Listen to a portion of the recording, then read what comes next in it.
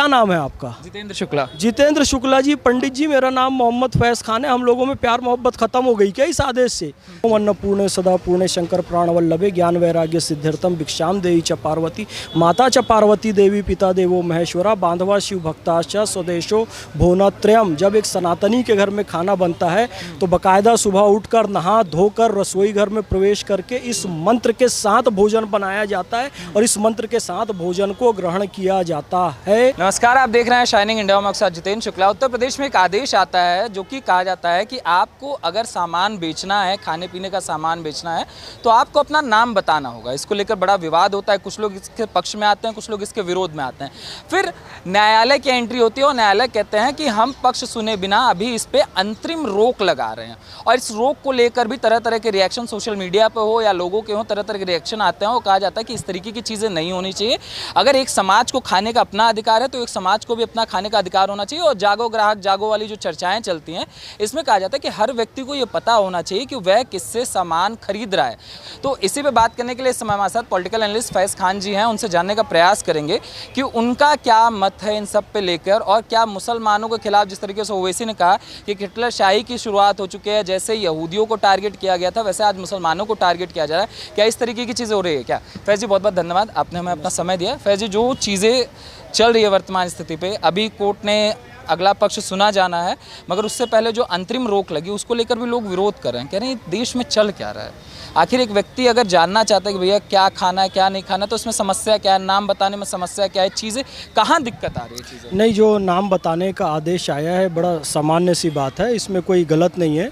और supreme court ने थोड़ा सा भी रोक इसलिए लगाई है कि कुछ लोग उसका गलत फ़ायदा उठा रहे हैं, देश में अराजक स्थिति पैदा करने का प्रयास कर रहे थे। तो सुप्रीम कोर्ट ने कानून व्यवस्था के तहत थोड़ा सा रोक लगाई है। बाकी इसमें ऐसा कुछ गलत नहीं है। देखिए, सबसे पहले ओवैसी कूद के बोला। भाई वो क्यों बोला? बादशाह अकबर की तिजोरी से एक अंगूठी कीमती चोरी हो गई हीरे की। बीरबल को कहा पता लगाओ। बीरबल तिजोरी के पास गए, तिजोरी में कान लगाया, सारे महल के दरबारी कर्मचारियों को बुलाया गया। बीरबल ने कान लगाकर तिजोरी में सुना और कहा कि तिजोरी कह रही है कि जिसने चोरी की है उस चोर की दाढ़ी में तिनका है। तो जिसने चोरी की थी उसने क्या किया? तुरंत ऐसा मुंडी झुका के ऐसा ऐसा करने लगा, जबकि उसकी दाढ़ी में तिनका विनका नहीं था। लेकिन वो पकड़ा गया अपनी हरकतों से। बीरबल ने ये नहीं कहा था कि इसकी दाढ़ी में तिनका है, चोर की दाढ़ी में तिनका है। योगी जी का आदेश या मुजफ्फरनगर का आदेश ये नहीं था कि मुसलमान नाम लगाओ, सिर्फ आदेश था कि नाम लगाओ, राम हो, श्याम हो, घनश्याम हो, रहीम हो, रहमान हो, गुरविंदर हो, जोसेफ हो, नाम लगाओ। लेकिन ओवैसी ही क्यों कूदा? क्योंकि चोर की दाढ़ी में तिनका। इनको अपनी सांप्रदायिक राजनीति साधनी है, मुसलमानों की तुष्टीकरण की राजनीति साधनी है, मुसलमानों पर अत्याचार हो रहा है, भारत में जुल्म हो रहा है, ये सब के आधार पर मुसलमानों को भय दिखाकर इनको जो राजनीति करनी होती है उसलिए ये सब करें। जबकि ये सामान्य बात है। मैं आपको बताऊं, इसको थोड़ा ध्यान से समझिएगा। मैं आपके टेलीविज़न चैनल के माध्यम से बताना चाहता हूं कि जब हम स्कूल में जाते थे ना, नर्सरी में हमने एडमिशन लिया तो हमारे गले में नाम लगाया जाता था। उसका उद्देश्य ये नहीं था कि इसकी जाति समुदाय संप्रदाय पहचानना। बच्चे की सुरक्षा के लिए, छोटा बच्चा नाम नहीं बता पाता है, इधर उधर चला गया तो टीचर्स उसको पहचान सके, नाम से बुला सके। ये बात जब आगे बढ़ी तो यहीं पर नहीं रुकी। आप यदि जाएं ट्रेन में तो टीटी भी नेम प्लेट लगा कर रखता है, हवाई जहाज में जाए पायलट भी नेम प्लेट लगा के चलता है, एयर होस्टेस भी अपनी छाती में लगा कर चलती है। तमाम आप स्कूल कॉलेजेस चले जाइए, इंस्टीट्यूशन में चले जाइए, सारे बच्चे अपना नाम लगा कर घूमते रहते हैं। यहाँ तक कि हमारे जो पुलिसकर्मी, सुरक्षाकर्मी, सेना के जो जवान होते हैं वो नाम भी लगाते हैं और ब्लड ग्रुप भी लगाते हैं। इसका उद्देश्य जाति समुदाय संप्रदाय या रक्त समूह में बांटना नहीं होता है, अपितु ये एक व्यवस्था है कि कुछ होनी अनहोनी हो जाए। कई लोग कहते हैं जी क्या रक्त की बोतल पर नाम लिखोगे, उसमें जाति समुदाय लिखोगे? अरे जाति समुदाय नहीं लिखते हैं मेरे भाई, नाम सबका लिखते हैं। ये बचकाने प्रश्न वो लोग करते हैं जिन्होंने कभी रक्तदान किया ही नहीं है, इसलिए उनको पता नहीं है कि रक्त की बोतल में भी नाम लिखा जाता है, लेने वाले का भी, और जिसको चढ़ाया जाता है उस समय उसका भी नाम लिखा जाता है। तो कह रहे हैं हिटलर की आत्मा प्रवाहित हो गया। ओवैसी ने कहा ना कि जैसे यहूदियों को टारगेट किया गया वैसे ही टारगेट हो रहा है, मुसलमान को टारगेट किया जा रहा है, बताया जा रहा है मुसलमान। इस्लाम में एक बहुत बुरी बात है, नाशुक्राई पना यदि आप करते हैं तो इस्लाम में उसको बहुत बुरा माना। नाशुक्राई यानी कि आपने मेरे को एक गिलास पानी पीकर मेरे ऊपर एहसान किया, पिलाकर आपने मुझे एक गिलास पानी पिलाकर मुझ पे एहसान किया, और मैं एहसान फरामोश हो जाऊं, बदले में आपको जहर पिला दूं, तो ये एहसान फरामोशी होती है, नाशुक्रापना इसे कहते हैं। इस्लाम में ये सख्त मना है। हिंदुस्तान में ओवैसी रहते हैं, तमाम मुसलमान रहते हैं, हिंदुस्तान की सरजमी में हम खाते हैं, पीते हैं, नमाज़ पढ़ते हैं, वज़ू बनाते हैं, यहाँ की हवा में सांस लेते हैं, सब कुछ इस सरजमीन हिंदुस्तान में हमको मिला। यदि हम इसकी नाशुक्राई करें कि हाँ मुसलमान दुखी हैं, तो ये तो नाशुक्राईपन है, अल्लाह इससे नाराज़ होता है। मैं तो कहता हूँ ओवैसी और तमाम मुसलमानों को 2 रकात शुक्राने की नमाज़ पढ़नी चाहिए कि अल्लाह ने हमें सरज़मीन हिंदुस्तान में पैदा किया। हम किसी मुस्लिम मुल्क में भी हो जाते हैं, Afghanistan, Pakistan, Bangladesh, Iraq, Syria, Somalia, वहाँ भी डेमोक्रेसी नहीं है। अल्लाह ने सरज़मीन हिंदुस्तान में बहुसंख्यक हिंदुओं के बीच पैदा किया, यहाँ डेमोक्रेसी है। इस्लाम का हर फ़िरका यहाँ पर सुरक्षित है। सुन्नी, शिया, देवबंदी, वहाबी, बरेलवी, हर कोई बोहरा अपने हिसाब से केवल इबादत कर सकता है, तो भारत में मुस्लिम देशों में भी नहीं कर सकता।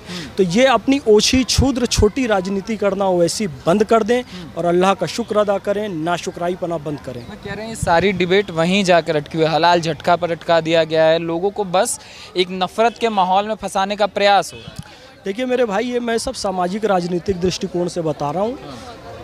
एक बात और सुन लीजिए, फिर धार्मिक दृष्टिकोण से बताऊंगा। ये लोग जो अभी विरोध कर रहे हैं ना, ओवैसी, राहुल, अखिलेश, तमाम लोग, ये वही लोग थे जिन्होंने जाति जनगणना की बात कही थी कि जातिगत जनगणना कराओ, यहाँ तक कि सेना में भी जातियों की गिनती कराओ, ये कह रहे थे। अभी जब नाम लगाने कहा जा रहा है दुकान वालों को, तो अचानक इनको सूझ गया कि नहीं जी, ये तो धर्म की राजनीति है, तो धर्मांधता है, सांप्रदायिकता है, जबकि ऐसी कोई बात नहीं है। ये एक सामान्य प्रक्रिया है, सबको अधिकार है वो पहचाने कि किस दुकान से किसके यहाँ से खा रहा है। अब धार्मिक दृष्टिकोण से आप समझिए, ओम अन्नपूर्णे सदा पूर्णे शंकर प्राणवल्लभे ज्ञान वैराग्य सिद्ध्यर्थम भिक्षाम देहि च पार्वती माता च पार्वती देवी पिता देवो महेश्वरा बांधवा शिव भक्ताश्च स्वदेशो भुवनत्रयम्। जब एक सनातनी के घर में खाना बनता है तो बाकायदा सुबह उठकर नहा धोकर रसोई घर में प्रवेश करके इस मंत्र के साथ भोजन बनाया जाता है और इस मंत्र के साथ भोजन को ग्रहण किया जाता है। एक सनातनी के घर का ये नियम होता है, ये शुद्धता होती है, ये पवित्रता होती है। इसी तरीके से मुसलमान के लिए जब एक जानवर ज़िबा किया जाता है तो बिस्मिल्लाह अल्लाह अकबर कहकर ज़िबा किया जाता है। सबकी अपनी अपनी परंपरा है। कोई मुसलमान झटके का मांस कभी नहीं खाएगा, कोई मुसलमान किसी हिंदू की दुकान से खरीदा हुआ मांस कभी नहीं खाएगा। और एक अच्छी बात यह कि आज तक किसी हिंदू ने मुसलमान को जोर भी नहीं दिया कि तुझे हिंदू की दुकान से खरीद कर झटके का खाना पड़ेगा। भैया तू मुसलमान है मेरे भाई, तो तू हलाल का खरीद कर खा, हमें कोई आपत्ति नहीं है। फिर मैं ये कहना चाहता हूँ, सनातनी भाइयों को क्यों जोर दिया जा रहा है कि आप मुसलमान की दुकान से खरीदो या फिर आप बिना पता किए किसी भी दुकान से खरीद लो। मैं भी मुसलमान हूँ, तमाम मुसलमानों के बीच में रहता हूँ। वो कहीं भी चले जाए, पहले मांस है अगर तो परोसने वाले का नाम पूछेगा, कहाँ से आया है, हलाल झटके का है, सब पूछता है। अरे मैं मुस्लिम परिवार में रहता हूँ, मुस्लिम समुदाय के बीच रहता हूँ मेरे भाई। कोई मुसलमान नहीं खाता है किसी अनजान जगह में, नहीं खाता है। तो टारगेट करके दुकान देख के तब बैठे। अब मेरे भाई क्यों नहीं, वो तो एक इस्लामी तरीका है ना कि हलाल का ही खाएंगे और साफ सुथरा खाएंगे। तो वो हलाल के तरीके के बिना नहीं खा सकते, उससे ईमान जाने का खतरा है। ये एक परंपरा है। जैसे हिंदू की दुकान है, वो हलाल दे रहा तो वहाँ बैठ के खा सकते हैं कि नहीं? उसमें भी थोड़ी सी वो पाकीज़गी रखते हैं, ना खाएं तो बेहतर होता है वहाँ पर। उसमें इस बात का ध्यान, जनरली नहीं खाएंगे, जनरली नहीं खाएंगे। तो अब हाँ बोलिए। मतलब मीट खाना है तो मुसलमान की दुकान पर? बिल्कुल बिल्कुल बिल्कुल, वो एक मुसलमानों का तरीका है और वो गलत भी नहीं है। भाई तुम्हारा धर्म, वो तुम्हारा धर्म अलाउ करता है तो कर रहे हैं। तो सनातनी का जो धर्म अलाउ कर रहा है उसको उस हिसाब से खाने दो। अब उसको नहीं समझ में आ रहा है कि ये साहिल और अमन लिखा हुआ है, भाई ये हिंदू की दुकान है कि मुसलमान की दुकान है। अब मैं प्याज लहसुन भी नहीं खाता हूँ, सावन महीना भी चल रहा है। शिवा है, तमाम तरह के ढाबे हैं, शिवा है, सागर है, अनमोल है, तुलसी है। अब उसके पीछे मुस्लिम मालिक है कि सनातनी मालिक है, जानने का उसे पूरा अधिकार है, जैसे एक मुसलमान को जानने का अधिकार है कि ये हलाल का है, झटके का है, क्योंकि दोनों के पास अपनी अपनी पवित्रता है। लिख दे भाई, सलीम शुद्ध शाकाहारी होटल, यहाँ प्याज लहसुन का प्रयोग नहीं किया जाता है। जिस सनातनी को खाना होगा वो खाएगा, नहीं खाना होगा, नहीं खाएगा। इस्लाम भी कहता है ला इखराफ दीन, दीन यानी धर्म के मामले में कहीं कोई जोर ज़बरदस्ती नहीं है। तो ना सनातनी भाई मुसलमान को जोर ज़बरदस्ती करता है, ना ही कोई हिंदू मुस्लिम भाई सनातनी को जोर ज़बरदस्ती करे। जिसको जैसा खाना होगा खाएगा। बाकी इससे प्यार मोहब्बत तो बनी है, वो बनी रहेगी। कौन एक दूसरे से लड़ने जा रहा है? वही खत्म करने का प्रयास हो रहा है। क्या खत्म करने? प्यार मोहब्बत। क्या नाम है आपका? जितेंद्र शुक्ला। जितेंद्र शुक्ला जी। पंडित जी मेरा नाम मोहम्मद फैज़ खान है। हम लोगों में प्यार मोहब्बत ख़त्म हो गई क्या इस आदेश से? अरे वो एक अलग धार्मिक फ़राइज़ है। हमारी आपकी बंधुता, हमारा आपका भाईचारा एक अलग चीज़ है। आपको प्यास लगेगी हम पानी पिलाएंगे, हमें भूख लगेगी आप खाना खिलाओगे, ये अपनी जगह है। बाकी सुरक्षा के दृष्टिकोण से हमने CA का, सिटीजन अमेंडमेंट एक्ट, नहीं जी नहीं आने देंगे। अरे क्यों नहीं आने दोगे यार? नाम पता, गाँव पता होना चाहिए ना कौन हमारे देश में घूम रहा है।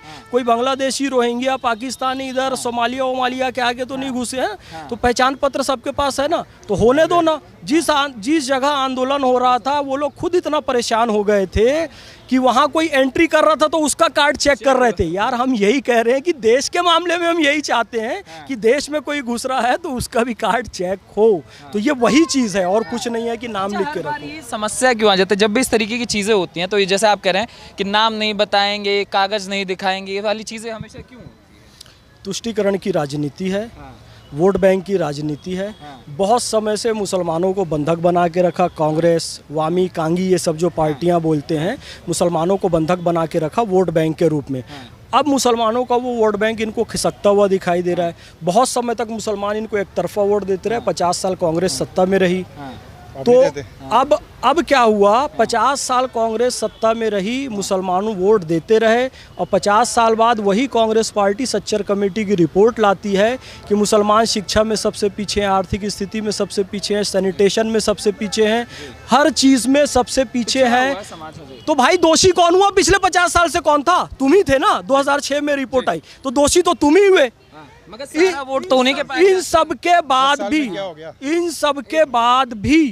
इन सब के बाद भी मुसलमान उनको वोट देता रहा। पर अब वोट बैंक बढ़ गया क्योंकि इधर से मुलायम सिंह का भी जन्म हो गया, लालू प्रसाद यादव का भी जन्म हो गया, तमाम ममता बनर्जी का भी जन्म हो गया, दक्षिण में तो सेक्युलर जनता दल सेक्युलर का जन्म हो गया। तो वोट बैंक बढ़ता रहा। तो इनकी ये कोशिश रहती है किसी तरीके से मुसलमान हमारे पाले में आ जाए। ये सब हट के इंसानियत का होना चाहिए। सब कुछ इंसानियत पर निर्भर करता है। इंसानियत होनी चाहिए।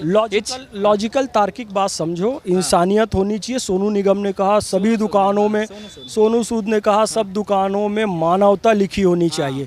इमोशनल बात, प्रैक्टिकल बात समझना अंतर। भारतीय संविधान का पहला वाक्य क्या है? हम भारत के लोग, we the people of India. हम भारत के लोग भारत को एक संपूर्ण प्रभुत्व संपन्न समाजवादी पंथ निरपेक्ष लोकतंत्रात्मक गणराज्य बनाने के लिए इस संविधान को अधिनियमित, अंगीकृत और आत्मार्पित करते हैं। अब हम भारत के लोग कह दिया तो शुक्ला जी भी आ गए, खान साहब भी आ गए। तो हम अपना अलग अलग नाम रखेंगे, सोनू, मोनू, सुरेश, रमेश, रहीम। तो कहेंगे नहीं नहीं जी नहीं रखो, नहीं रखो, क्योंकि सबका नाम क्या है? हम भारत के लोग। पर ऐसा थोड़ी होता है यार। मानवता होनी चाहिए। इसका ये मतलब है कि भाई सभी दुकानदारों के दिल में मानवता होनी चाहिए। कोई ठगी बदमाशी नहीं करना चाहिए, मिलावट नहीं करना चाहिए, जाति धर्म का भेदभाव नहीं करना चाहिए। ये मानवता होनी चाहिए।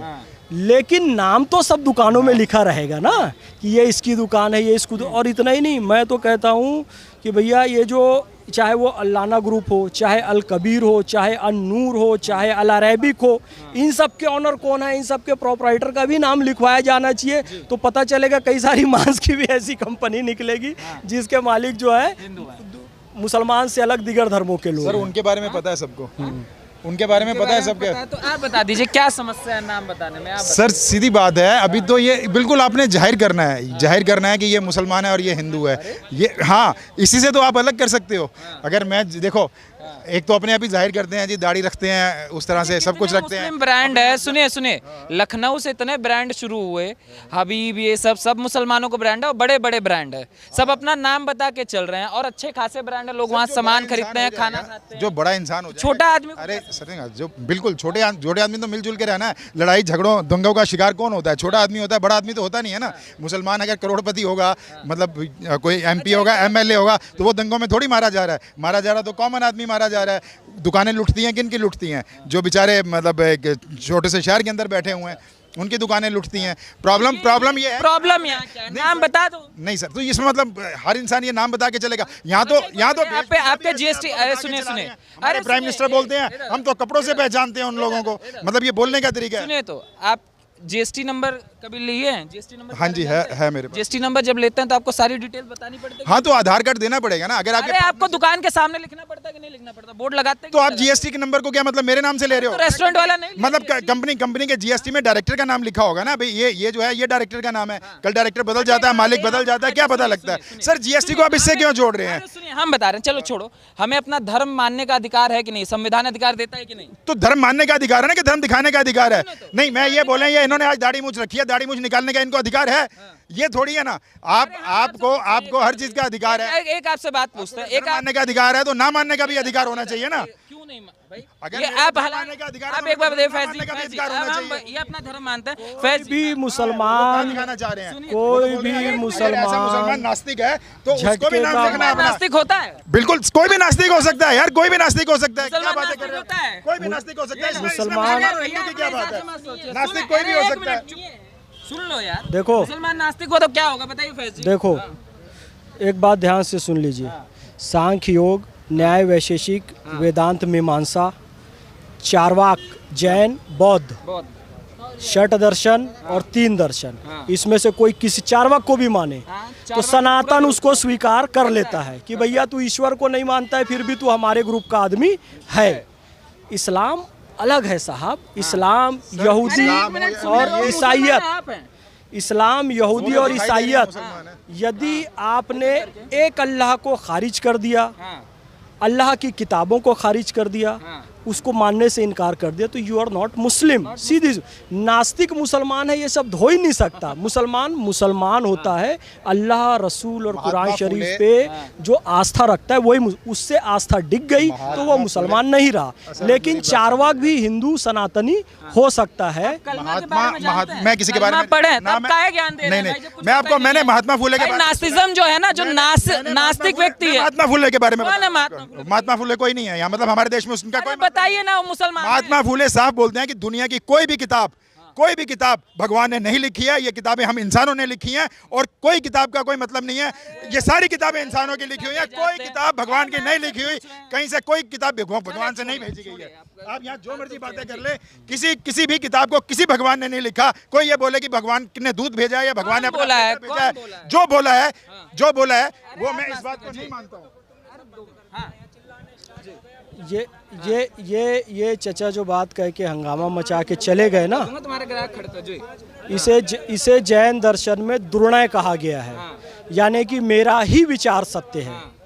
जैसे ही ये बात आती है कि मेरा ही विचार सत्य है, हम ये कह सकते हैं महात्मा फूले भी सत्य हैं, लेकिन मैं ही सत्य हूँ, वो ही सत्य है। ये युद्ध पैदा करता है आतंकवाद। ने भी यही कहा कि भगवान का कोई अस्तित्व नहीं है, यही असली दुनिया है, इसको भोगो और मर जाओ। चारवाक की यही फिलॉसफी और चारवाक स्वीकार्य है। चारवाक का किसी ने गला नहीं काटा। आज एक्स मुस्लिम एक ग्रुप बना हुआ है जिसको लेकर आज खोजा जा रहा है कि मिल जाए तो मार दे इनको। हाँ, यावत जीवे सुखम जीवे तृणम कृत्वा धृतम पिबेत भस्मीभूतस्य देहस्य पुनरागमन कुता पीत्वा पीत्वा पुनः पीत्वा यावत पतति भूतले। चारवाक ने कहा, लेकिन सनातन उसको भी स्वीकार करता है। लेकिन अल्लाह और रसूल से कोई इनकार कर दिया तो वो मुसलमान नहीं है। ये बात आपको समझ जाना चाहिए। तो अब ये जो पूरा का पूरा विषय है, जैसे इन्होंने इंसानियत वाला कहा निकाला जा रहा है लोगों को, जो तर्क दिया जा रहा है कि होटल का नाम बताया जा रहा है, उसके बाद लोगों को निकाल दिया गया, उनकी नौकरी, बेरोजगार हो गए वो। आखिर क्या फ़ायदा ऐसे नाम लगाने से कि लोग बेरोजगार हो, जो तर्क दिया जा रहा है विपक्ष की तरफ से? ये एक संक्रमण का काल है। संक्रमण क्या है, फिल्ट्रेशन की प्रक्रिया चल रही है, देश के शुद्धिकरण की प्रक्रिया चल रही है। तो जितने बांग्लादेशी, रोहिंग्या, पाकिस्तानी, ये सब जो आतंकवादी देश में घुस जाते थे, जो उनके सपोर्टर हैं, जिनके नाम पे बड़े बड़े फंड लिया करते थे, जिनके नाम से राजनीति चला, उनमें तिलबिलाहट है, बिलबिलाहट है। किसी मुसलमान को इस देश में कोई कष्ट नहीं है। ये एक संक्रमण का काल है, थोड़े दिन में सब ठीक हो जाएगा। थोड़े कहा दिन में जा रहा है सारी देश एक और बंटवारे की तरफ बढ़ रहा है, योगी मोदी मिलकर एक बंटवारे की तरफ, और एक खींच है। कहा जा रहा है इलेक्शन में जो हार है इसकी खींच उतारी हुई, जो विपक्ष कह रहा है खींच है सारी की सारी। मोदी और योगी जी उस संगठन से हैं जो कि अखंड भारत की बात करता है। वो तो पाकिस्तान और बांग्लादेश जब भारत से अलग हुआ उसका भी विरोध किया था उस संगठन ने, जिस संगठन की विचारधारा से मोदी और योगी है। और जिस संगठन की विचारधारा ने इस देश का विभाजन किया था, वो लोग कह रहे हैं कि देश विभाजन क्यों रहे। भाई विभाजन तो आप ही ने किया था।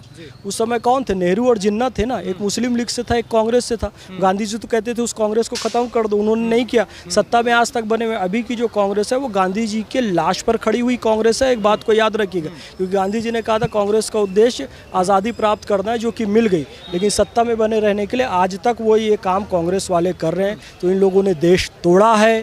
देश तोड़ने वाले कह रहे हैं कि मोदी योगी देश तोड़ना चाहते हैं, ये गलत बात है।